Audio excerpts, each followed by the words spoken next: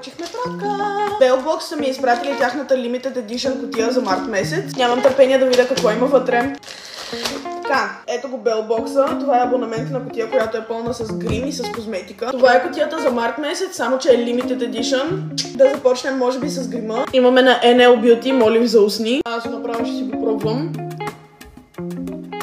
Мале, човек, обожавам го. Цветът му е перфектен. Този молив по принцип е на стойност 15,90. Продължаваме с грима. Имаме коректор. Не знам как му се произнася бранда, но по принцип е 30 лева. Него ще си го тестваме на момента. Уау, много лесно се блендва, човек.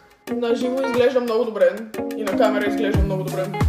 Coconut Cuddle, крем за коса на стойност от 10 лева и се слага след баня, така че няма как да го пробвам сега. Изглежда много кют, ако ви е интересно дали върши работа, ще ви кажа след като го използвам. Предпоследно имаме ето тази маска за лице на бранда Яби. Подхранва и хидратира кожата в дълбочина.